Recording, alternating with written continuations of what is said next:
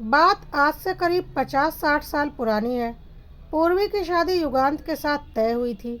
पूर्वी की उम्र अभी मात्र 17-18 वर्ष थी। उस वक्त इसी उम्र में लड़कियों की शादी कर दी जाती थी, इसलिए पूर्वी की शादी भी कर दी गई और पूर्वी विदा होकर युगांत के घर जा चुकी थी।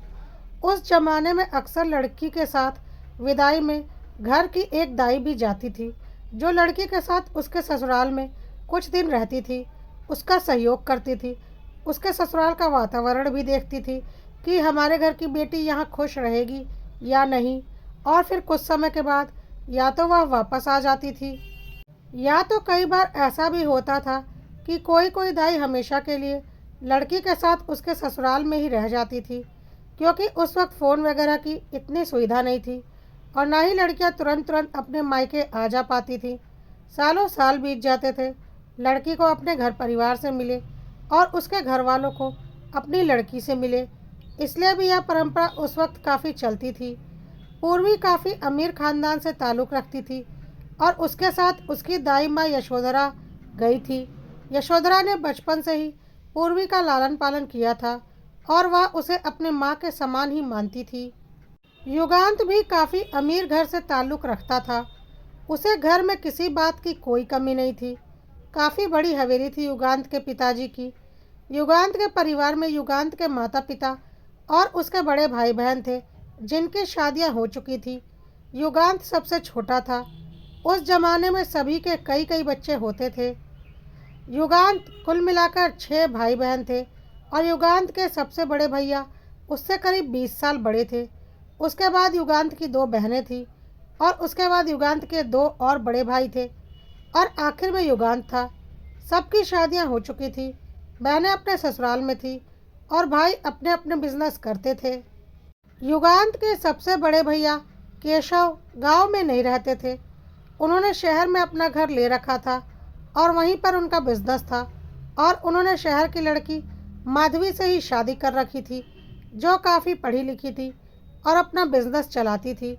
केशव उनके बीवी बच्चे गांव में कभी भी आकर रहना नहीं चाहते थे, इसलिए वह कभी गांव की हवेली पर नहीं आते थे, चाहे कुछ भी हो। इसलिए पूर्वी की शादी में भी वह लोग नहीं आए थे। केशव अकेला ही आया था। पूर्वी अपने ससुराल में अच्छे से सब कुछ देख समझ रही थी और यशोधरा तो थी ही उसके लिए, जो हर कदम पर उसके साथ रहती थी। पर यशोधरा पूर्वी के ससुराल वालों को बिल्कुल भी पसंद नहीं आ रही थी। यशोधरा हर वक्त घर में किसी को भी अजीब सी नज़रों से घूरती रहती थी। कभी भी किसी के कमरे में अचानक घुस जाती थी। एक दाई होकर पूर्वी के माँ की तरह पूर्वी के ऊपर हक जताती थी और फिर पूर्वी कुछ नहीं बोलती थी। यह सब कुछ युगांत और उसके घर वालों को बिल्कुल भी पसंद नहीं था, लेकिन पूर्वी उनसे बोलती थी, अरे वह बहुत बूढ़ी है ना, तो उन्हें इतनी अक्ल नहीं, किससे कैसी बात की जाती है, और उन्होंने बचपन से ही मेरा ख्याल रखा है, इसलिए मैं उन्हें यहाँ लेकर आई हूँ। अब वह यहीं पर मेरे साथ हमेशा रहेंगी। वैसे भी उनका इस दुनिया में कोई नहीं है। जैसे मेरे मायके में रहती, वैसे ही अब हमारे साथ रह लेंगी और घर के कामों में हमारी मदद कर दिया करेंगी। हमें किसी बात की कोई कमी नहीं है। जैसे घर में इतने नौकरदाई हैं, वैसे ही यह भी यहाँ रह लेंगी। बहुत अच्छी है मेरी यशोधरा दाई माँ, मैं उन्हें यहाँ से कभी नहीं जाने दूँगी। पूर्वी के ससुराल में कोई क्या बोलता, घर की और बहुएं भी अपने साथ मायके से किसी किसी को लेकर आई थी।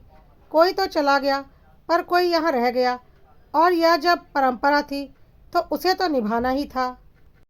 खैर यशोधरा पूर्वी की हमेशा रसोई में मदद कर दिया करती थी और पूर्वी खुद से जो कुछ भी खाना बनाती, उसमें यशोधरा ही सब कुछ तैयारी करके पूर्वी को देती थी। एक दिन ऐसे ही पूर्वी रसोई में मटर के पराठे बना रही थी, तो पूर्वी की सासू माँ ने बोल दिया था, तेरे बड़े जेठ केशव को मटर के पराठे पसंद नहीं है और उसे मटर से पेट में दर्द होने लगता है, तो उसके लिए आलू के पराठे बना देना। पूर्वी ने केशव के लिए आलू के पराठे बना दिए थे और यशोधरा से बोला था कि उनके कमरे में उन्हें देकर आ जाए, लेकिन यशोधरा ने मटर के पराठे केशव को खिला दिए। थोड़ा सा पराठा खाकर केशव गुस्से में ज़ोर ज़ोर से चिल्लाने लगा और बोलने लगा, कैसे कैसे दाई नौकर लाकर रख दिए हैं इस घर में। जब आप लोगों को पता है कि मैं मटर नहीं खाता, तो मुझे मटर का पराठा दे दिया। पूर्वी की सासू माँ ने यशोधरा को बहुत डांटा और बोला, मैंने पहले ही बोला था केशव को मटर नहीं पसंद, उसके पेट में मटर खाने से दर्द होता है, फिर भी तुमने उसे मटर के पराठे दे दिए। पूर्वी, तुम अपनी इस पागल दाई को वापस अपने मायके भेज दो। हमारे घर में दाई नौकर की कोई कमी नहीं है। हम एक दो दाई नौकर और रख लेंगे जो अलग से तुम्हारी मदद कर दिया करेगी, लेकिन यह पागल इस घर में नहीं रहेगी। लेकिन पूर्वी रोने लगी और बोली, माँ जी ऐसा मत बोलिए, मैं यशोधरा दाई माँ के बिना नहीं रह पाऊँगी। वैसे भी मेरा गांव यहाँ से बहुत दूर है, मायके भी बहुत कम आना जाना होगा, किसी की कोई खोज खबर नहीं लगती। कम से कम यशोधरा दाई माँ मेरे साथ रहेंगी तो मुझे थोड़ा अच्छा लगेगा। मैं इन्हें कहीं नहीं जाने दूंगी।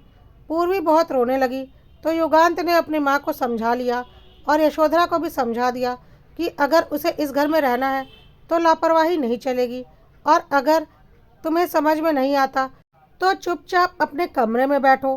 काम करने के लिए घर में बहुत दाई नौकर हैं, वरना माँ बाबूजी तुम्हें इस घर में टिकने नहीं देंगे। उधर केशव ने मटर का पराठा थोड़ा सा खा लिया था, उसे आलू का पराठा समझकर, तो वह पेट दर्द से बेचैन था और अब कम से कम 2-3 घंटे ऐसे ही पेट दर्द से बेचैन रहने वाला था। पर पता नहीं क्यों यशोधरा केशव को दर्द में देखकर मुस्कुरा रही थी। उसे बहुत सुकून मिल रहा था। अगले दिन केशव शहर वापस जाने वाला था, अपने घर, अपने बीवी माधवी और अपने बच्चों के पास, और उसने अपनी जीप निकाली शहर जाने के लिए। लेकिन उसे अपनी जीप में नींबू, लौंग, सरसों वगैरह पता नहीं क्या क्या मिला, जिसे देखकर ऐसा लग रहा था कि जीप में कोई जादू टोना किया गया है। यह सब कुछ देखकर केशव गुस्से में चिल्लाने लगा। आज तक घर में ऐसा कुछ नहीं हुआ था। केशव के परिवार के सारे सदस्य वहां आ चुके थे और सब लोग वह सब जादू टोना का सामान देखकर हैरान थे। सबका कहना था इस घर में आज तक किसी ने ऐसा करने की हिम्मत नहीं की और घर का कोई सदस्य तो ऐसा करेगा नहीं। पूर्वी भी इस घर की बहू है तो वह भी ऐसा करेगी नहीं, लेकिन यशोधरा, उसके ऊपर हमें थोड़ा भी यकीन नहीं, उसने ही कुछ किया है। यशोधरा रोने लगी और बोली, मैं ऐसा क्यों करूँगी? मालिक से मेरी क्या दुश्मनी है कि मैं मालिक की गाड़ी में जादू टोना करूँगी? मैंने यह सब कुछ नहीं किया। अरे मैं तो अपनी पूर्वी बेटी के साथ उसके ससुराल आई हूँ और मैं उसके ससुराल का ही बुरा करूँगी क्या? और क्यों करूँगी? मैं तो एक गरीब बुढ़िया हूँ, मेरा तो इस दुनिया में कोई है भी नहीं। आप लोग मेरे ऊपर ऐसा इल्ज़ाम मत लगाइए, मैंने कुछ नहीं किया, कहकर यशोधरा रोने लगी। पूर्वी भी रोने लगी और बोली, मेरी यशोधरा दाई माँ ऐसा कुछ नहीं कर सकती। आप लोगों को गलतफहमी हो रही है, वह मेरे ही ससुराल का नुकसान कभी नहीं करेंगी।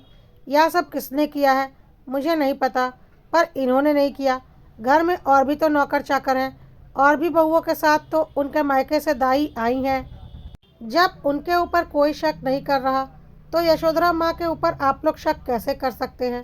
पूर्वी ने रोते रोते बोला। किसी ने भी यशोधरा को यह सब कुछ करते नहीं देखा था, इसलिए सिर्फ शक के बिना पर उसे गुनहगार साबित नहीं किया जा सकता था।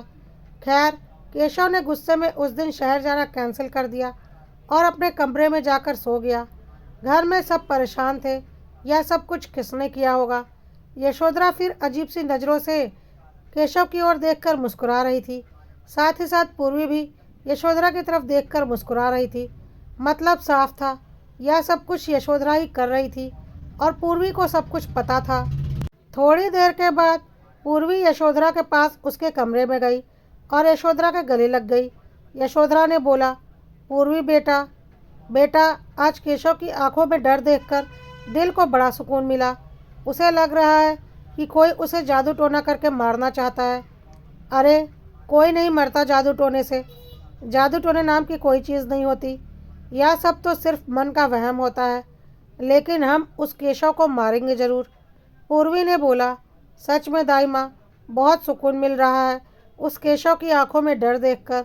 मरते हुए देखना चाहती हूँ मैं उसे, मरते हुए। और मुझे पता है आप ऐसा ज़रूर करोगी। यशोधरा ने बोला, नहीं बेटा, हम ऐसा ज़रूर करेंगे और उस केशव को उसकी असली जगह पर पहुंचाएंगे। बस तू अपनी इस माँ पर यकीन रखना। और पूर्वी यशोधरा के गले लग गई। ऐसा क्या था पूर्वी और यशोधरा के मन में कि वह उस घर के बड़े बेटे केशव को मार डालना चाहती थी। क्या दुश्मनी थी यशोधरा और पूर्वी की केशव के साथ, जबकि पूर्वी तो केशव से उम्र में भी बहुत छोटी थी और यशोधरा, उसका तो इस दुनिया में कोई था भी नहीं। और अगर यशोधरा की कोई दुश्मनी थी भी केशव के साथ, तो पूर्वी का उससे क्या लेना देना था। यशोधरा तो पूर्वी की बस एक दाइमा थी। क्या यह सब कुछ इतना सीधा था या इसके पीछे कोई बहुत बड़ी कहानी थी जो कोई नहीं जानता था। जानने के लिए इसके अगले भाग का इंतज़ार कीजिए, जो कि जल्दी ही पब्लिश कर दिया जाएगा। और अगर कहानी पसंद आ रही हो तो कड़वा सत्य को लाइक, फॉलो और सब्सक्राइब करना मत भूलिएगा।